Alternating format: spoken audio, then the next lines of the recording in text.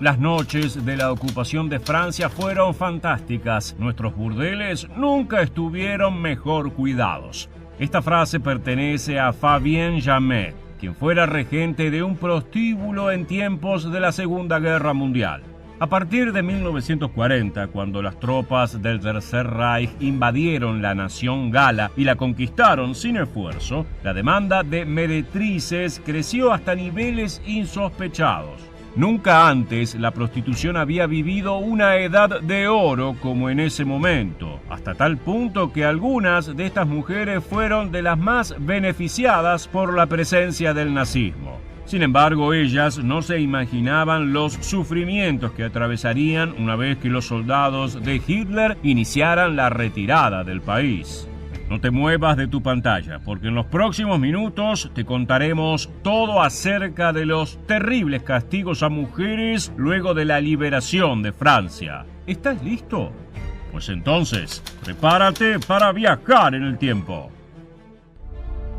Adolf Hitler siempre afirmó que la prostitución era una actividad inmoral y calificó a quienes la ejercían como asociales, es decir, criminales que provocaban la decadencia de la raza aria. Sin embargo, a pesar de que las meretrices estaban prohibidas en Berlín y que eran perseguidas con saña, el Führer no aplicó las mismas leyes en los territorios conquistados. En ellos, la prostitución no solo estaba permitida, sino que era estrictamente administrada por las autoridades del Tercer Reich. La Wehrmacht consideraba que era inevitable el hecho de que sus soldados se vieran tentados por las mujeres. Por eso, en vez de permitir que se mezclaran con prostitutas callejeras que esparcieran enfermedades venéreas entre el ejército, los altos mandos prefirieron establecer una firme burocracia en los burdeles.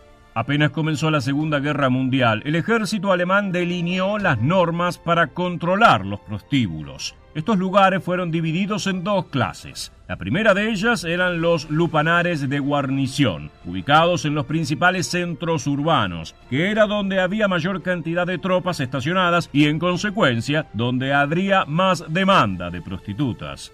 La segunda eran los burdeles de campo, emplazados detrás de las líneas de batalla de los principales frentes bélicos. Allí los soldados que estaban en combate podían solicitar un descanso de 1 o 2 días y acudir al prostíbulo. Para los altos mandos, esta era una forma de liberar el estrés, mantener la moral elevada y evitar las deserciones. Cada burdel de la Wehrmacht estaba controlado por un comandante militar, cuya tarea era mantener el orden dentro del establecimiento y asegurarse de que se cumplieran los protocolos para acceder a sus servicios. Lo primero que debía hacer un soldado era someterse a una inspección médica, para comprobar que no tenía ninguna enfermedad venérea. Si la superaba, le asignaban un burdel y le daban un pase que tenía un espacio para que la prostituta pusiera su firma. También recibía un preservativo y un desinfectante en aerosol. El hombre estaba obligado a desinfectar los genitales de la mujer y ella debía firmar el pase. De esta manera, en caso de que alguien apareciera con una enfermedad de transmisión sexual, los oficiales sabían a quién buscar. En 1940, los nazis ocuparon Francia con una velocidad sorprendente, y el ejército galo apenas logró ofrecer resistencia. Al haber una gran cantidad de soldados germanos en el país, la demanda de prostitutas creció hasta niveles nunca antes vistos, comenzando así la edad dorada de los burdeles franceses. Al inicio de la ocupación, el principal problema con el que se encontraron las tropas era que había pocas meretrices, debido a que muchas habían huido del país al enterarse de la invasión. De hecho, el gobernador militar de la Francia conquistada, el general Dietrich von Kohlstedt, se quejó de la escasez de mujeres y denunció que aquello era un complot de la resistencia. Esta situación, no obstante, comenzó a revertirse a medida que la Wehrmacht estableció remuneraciones elevadas para las prostitutas que ofrecieran sus servicios. No solo ganaban mucho dinero, sino que además recibían obsequios tales como alimentos, joyas, artículos de lujo y hasta obras de arte. Por otro lado, cuando una meretriz se ganaba la confianza de un soldado alemán, pasaba a contar con su protección, algo fundamental en aquellos tiempos tan inciertos. Según los cálculos de los historiadores, el número de prostitutas de París se multiplicó por 6 durante la ocupación, llegando a haber unas 10.000 en total. Todas ellas trabajaban en lupanares vigilados por las autoridades germanas. Las mujeres que optaban por ofrecer sus servicios de manera autónoma como prostitutas callejeras eran perseguidas y encarceladas. Por otro lado, entre las meretrices se corrió el rumor de que los soldados alemanes eran respetuosos y mucho más corteses que los hombres franceses.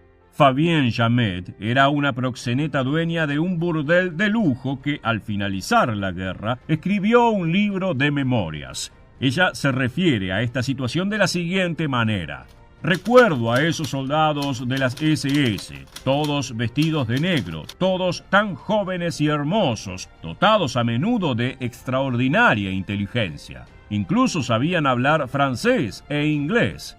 Sin embargo, al mismo tiempo, el resto de la población gala sentía un gran rechazo hacia los invasores y comenzaron a tildar a las prostitutas de colaboracionistas horizontales. El odio hacia estas mujeres, que eran vistas como privilegiadas a costa del sufrimiento del pueblo francés, fue acumulándose de manera silenciosa hasta su inevitable estallido.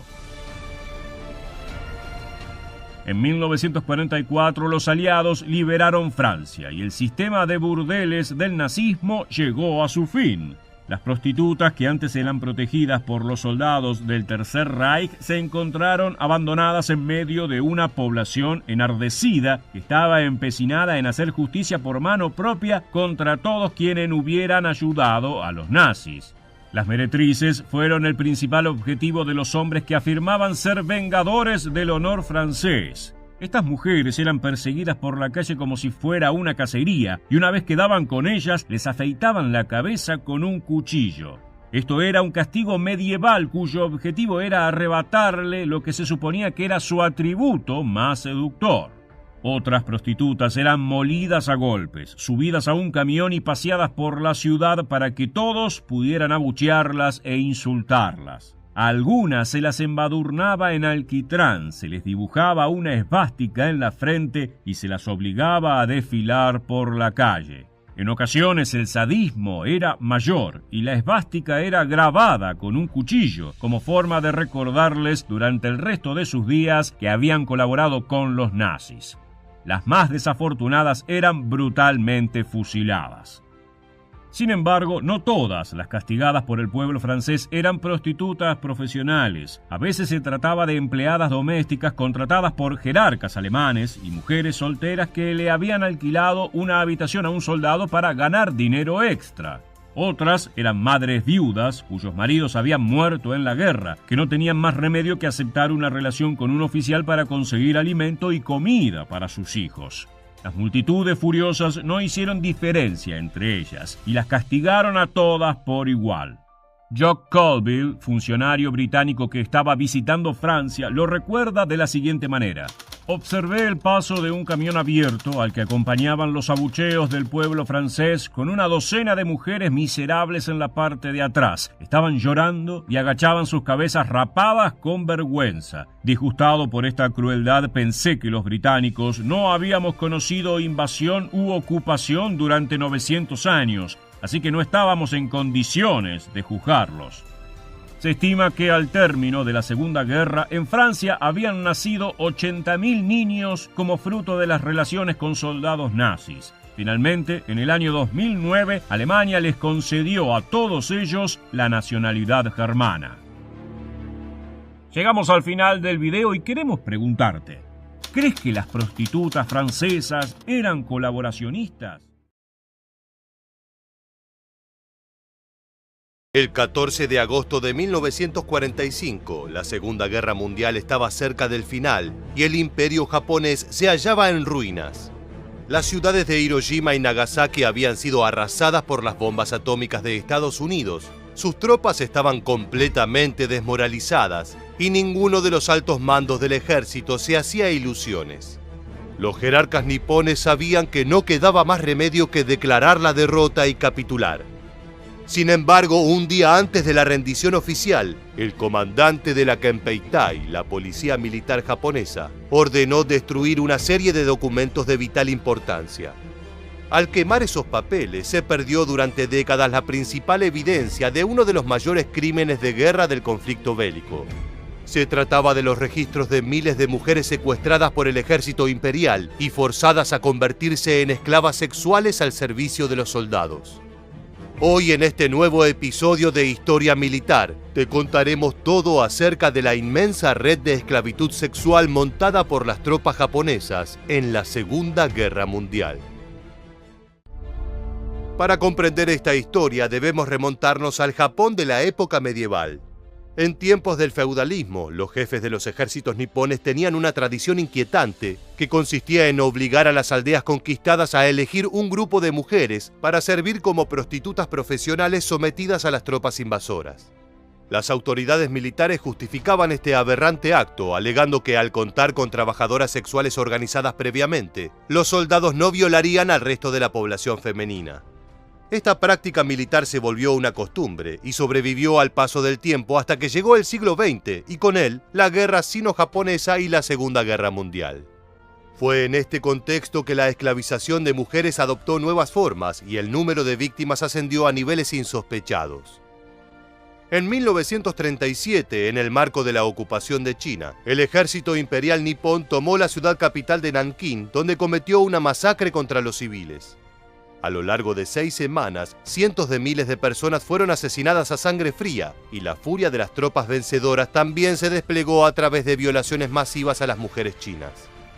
Los altos mandos imperiales buscaron aquietar la situación trayendo trabajadoras sexuales desde Japón y estableciendo prostíbulos oficiales con el objetivo de que los hombres dejaran en paz a la población femenina de Nankín. La medida fue un fracaso y la violencia sexual se mantuvo igual. Por esta razón, los jerarcas nipones decidieron legalizar lo que ya ocurría en los hechos y autorizaron el secuestro de mujeres para ser reconvertidas en esclavas, obligadas a satisfacer a las tropas en contra de su voluntad. El término japonés para designar a las esclavas sexuales era yanfu, que significaba mujeres de confort o mujeres de solaz, un eufemismo que ocultaba la terrible situación en la que se hallaban. Si bien la mayoría de las víctimas fueron capturadas en China, la misma práctica se replicó en todos los territorios ocupados por las fuerzas militares imperiales. En Corea, Filipinas, Tailandia, Vietnam, Indonesia y Malasia, cada vez que una aldea rural era conquistada y masacrada, las mujeres jóvenes sobrevivientes eran arrebatadas de sus hogares. En otras ocasiones, para no llamar la atención, los soldados recurrían al engaño, prometiendo a la población femenina que si los acompañaban les conseguirían empleos bien pagos en restaurantes o fábricas. Una vez que ellas aceptaban, eran detenidas y reducidas a la servidumbre. Contamos con el testimonio de Yasuji Kaneko, un militar japonés cuyos recuerdos son escalofriantes. Las mujeres gritaban, pero no nos importaba si ellas vivían o morían. Éramos soldados del emperador. Ya sea en prostíbulos militares o en las aldeas, violábamos sin reticencias. Las mujeres de confort fueron alojadas en establecimientos denominados casas de consuelo. Estos eran en realidad burdeles en donde estaban encarceladas, vivían en condiciones deplorables y eran sistemáticamente violadas por oficiales y soldados rasos. Los prostíbulos funcionaban en toda clase de lugares, desde tugurios de mala muerte hasta hoteles de lujo, clubes nocturnos e incluso aeropuertos.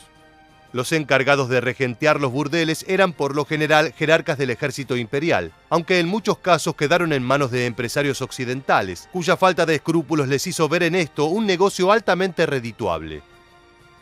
Un típico día de las esclavas comenzaba a la mañana cuando eran despertadas y obligadas a prepararse para atender a las tropas.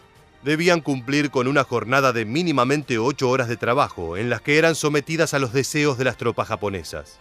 Si bien las autoridades habían regulado el servicio, estableciendo que debían tener momentos de descanso, estas disposiciones solían ser ignoradas por los jefes de los burdeles. En un mismo día, una esclava podía ser obligada a mantener encuentros con hasta 80 hombres diferentes, quienes además estaban autorizados a golpearlas o torturarlas. Los soldados nipones incluso recibían manuales en los que se les explicaba la mejor forma de elegir a una prostituta, de manera que pudieran evitar contraer alguna enfermedad de transmisión sexual.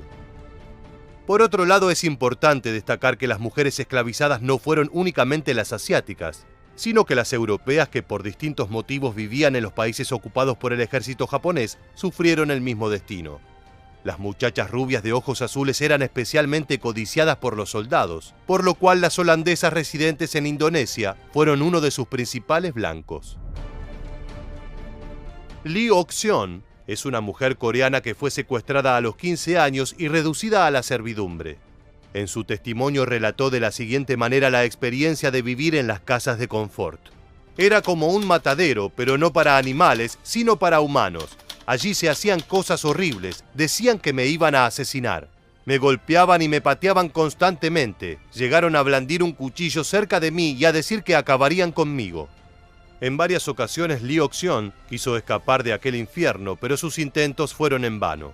Siempre fue atrapada y sometida a brutales palizas, al punto en que quedó estéril y perdió su capacidad auditiva, así como la dentadura. La gran mayoría de las esclavas sobrevivientes quedaron infértiles como consecuencia del trauma psicológico o por las agresiones físicas.